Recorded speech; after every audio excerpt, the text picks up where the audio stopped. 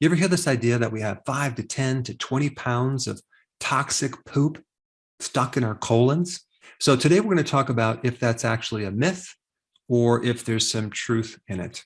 Now, I have done every cleanse that has ever been invented. I've done colonics, I've done colemas, which is a combination of an enema and a colonic, which was invented by Bernard Jensen, who wrote the book on colon cleansing. I went to his home. He lived in a trailer in San Diego, and I bought his kits, and I've done many of his colonics over the years. And looking back at that, the problem was I never fixed my diet. So you'd go on a 7-day kind of a colema cleanse where you're doing this colema twice a day, morning and at night, and then you're not eating any food. You're taking psyllium seed, apple juice, which is filled with sugar, and a bunch of vitamins.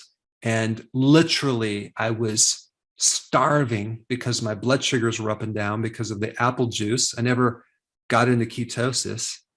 And I was just dreaming about eating a pizza because they never told you to consume electrolytes or sea salt. So I was so craving something salty. And little did I know, I was very deficient in sodium. And that was actually quite dangerous to drink all this fluid and then to eliminate all this fluid. So you really need to know what you're doing if you're going to do a colon cleanse. Now, how much toxic material is actually in someone? Could it be 5, 10, 20 pounds? Maybe with some people, but I don't think it's the average. I think the average person who eliminates between 14 to 16 ounces of poop a day usually does not have an impacted colon or constipation. Now, that's a generality. A lot of people do have constipation and they could be holding a lot more waste. However, I do not think it's like 10 or even 20 pounds. Now, in practice, there was one lady who came in to see me that was severely constipated. She was going to the bathroom once a month. I'm not kidding. And so, yes, she probably had more than 20 pounds of impacted poop in her gut. But of course, when I did the evaluation, I found that her diet wasn't that great. And after I got done explaining what to eat, she left and I never saw her again. But when she checked out at my front desk, I went to lunch and I went outside and I saw her car there. And I walked by her car and I happened to notice in the back seat, it was filled with empty wrappers of Burger King, McDonald's, KFC.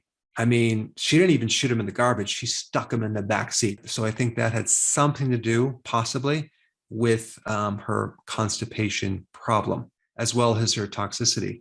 But I think the average person has this idea that stool or waste is always toxic, maybe because it has an unpleasant smell. But think about what's happening. You're having billions of microbes breaking down your food. And if the diet is poor, you're going to have more of one microbe than another. And those microbes give off certain gases that then have bad odor. But if someone's fairly healthy and they're eating correctly, they should not produce those very unpleasant gases that other people might produce. Even when someone has really bad breath, whether it's a sulfur smell or like a sewage breath, that smell is not coming from toxins. It's coming from the gases produced by certain microbes that the person has an overgrowth. And it's the overgrowth of certain microbes or yeast or fungus that are producing that bad odor. And some people have this idea that they just need to flush out and cleanse all this waste so then they can be healthy and clean. But what happens when you're flushing out all these microbes, doing a colonic or some herbal laxative, you're also flushing out all this friendly bacteria that you need to help you digest the food. It's kind of like taking an antibiotic. One of the big side effects is constipation. We depend on these microbes to help us, especially with the consistency of our stool, as well as the frequency as well.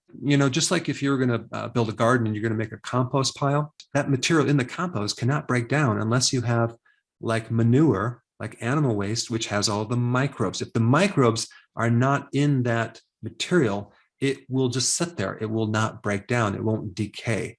So we really need these microbes mostly in the large intestine to help us break down things. So in the digestive system, we have a lot of things that help us break food down. We have the stomach acids. We have the enzymes that are produced by our stomach and our pancreas and by our small intestine that act on the food in the small intestine. We have help from the liver and the gallbladder producing the bile that helps us break down fat. So all these things contribute to helping breaking down food and then having it end up as waste. But you have to realize that that waste product is alive. It's alive with over 100 billion microbes just in 1 gram and 100 million viruses per gram. And when you're sick, the viral loads can go up to 1 trillion per gram. But these viruses I'm talking about are friendly viruses that keep the bacteria in check. They don't affect our body. They kill bacteria to prevent the overgrowth of bacteria. So you have this interesting balancing mechanism. The point is that we need these microbes desperately in the absorption of food and for our immune system and for many other reasons like making vitamins. But most of the microbes are in the large intestine. And as things work, you have this very long tube from your stomach all the way down to the rectum that is acting on this food when you eat. And normally at any given time, you should have about like 1 pound of material going through your system. Because think about what's happening. This food is constantly breaking down and being absorbed, okay? Because a lot of food has water in it, for example, like even steak is over 50% water. And the body is reabsorbing all this material through the small intestine. So 90% of the digestion occurs in the small intestine. So it's like sucking out nutrition, amino acids, fatty acids, vitamins, minerals, carbohydrates. It's sucking it out through the layer of your small intestine and even a large intestine too. And it's going right into your lymphatic system and your circulatory system. So just because you consume 1 pound of food, it doesn't end up as 1 pound of waste.